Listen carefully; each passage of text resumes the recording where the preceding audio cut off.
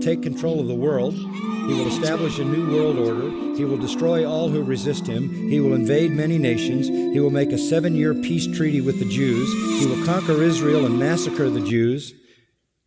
He will establish Islamic...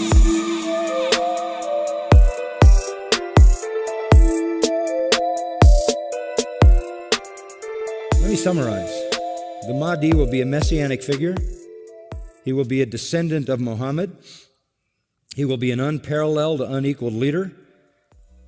He will come out of a crisis of turmoil. He will take control of the world.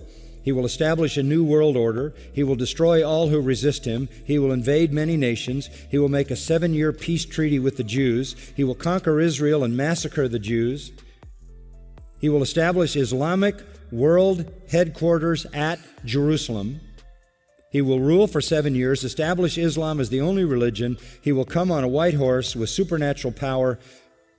He will be loved by all people on earth. If that sounds familiar, that is a precise description of the biblical Antichrist. Absolutely, step by step by step by step. The Bible's Antichrist is their Mahdi. We know that the rider on the white horse in Revelation 6 is the Antichrist. They use that verse to describe their Mahdi. Why am I giving you all this? Because the description of the Mahdi is exactly the description of the biblical Antichrist, the beast of Revelation 13. And you go into any kind of a study of that and you will find that all the details match up perfectly. The Bible's Antichrist is Islam's savior and world conqueror, who establishes a universal Islamic kingdom. And there's a second sign, a second person, and it is Jesus. The Mahdi is not Jesus. The Mahdi is greater than Jesus, and that's important to their system, because if you have somebody greater than Jesus, then the Christians were wrong. So Jesus will return. Yes, Muslims believe that Jesus will come again. They believe in the return of Jesus. Not the true Jesus.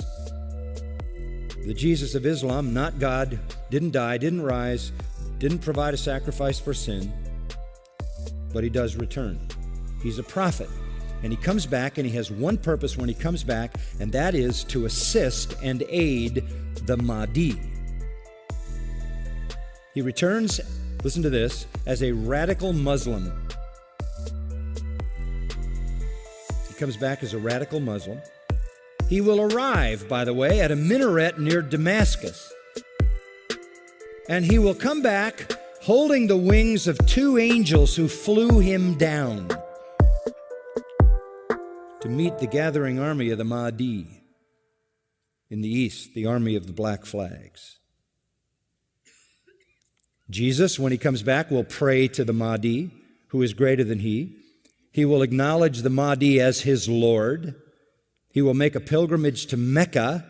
He will worship Allah, and thus he will lead all Christians who will follow him to reject their notion of Jesus and accept the real Jesus, who is nothing but a prophet and a man. He will establish worldwide Sharia law. He will become the greatest Muslim evangelist, and he will be the final witness on the day of judgment against non-Muslims. Christians everywhere will affirm that they were wrong, that the gospel is wrong, the New Testament is wrong. He didn't die, he didn't rise, he isn't God, he isn't the Son of God. He himself will come back and point out how wrong we've been. He will correct all misinterpretations and all misrepresentations. Let me quote what their literature says. He will shatter crosses. That's metaphoric for the destruction of the church, a symbol of Christianity being placed in the church. He will kill pigs. He will abolish the tax on non-Muslims because there won't be any living non-Muslims. Can't tax dead people. And then he will do one more thing. He will kill the Islamic Antichrist. he will kill the Islamic Antichrist. Then he will die and be buried by Muhammad, but not until he has destroyed Christianity by revealing who he really is. Who is this?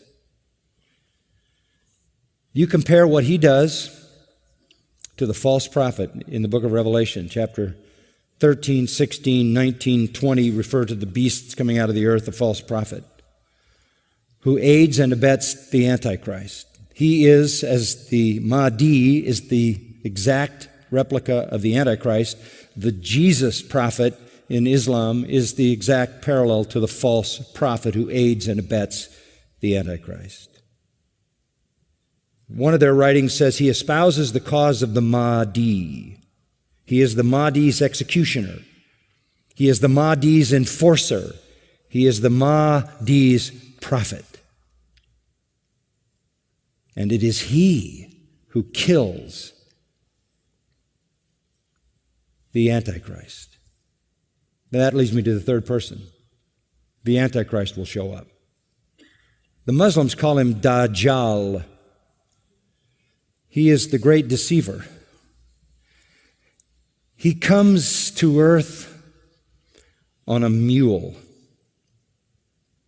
and he's blind in one eye.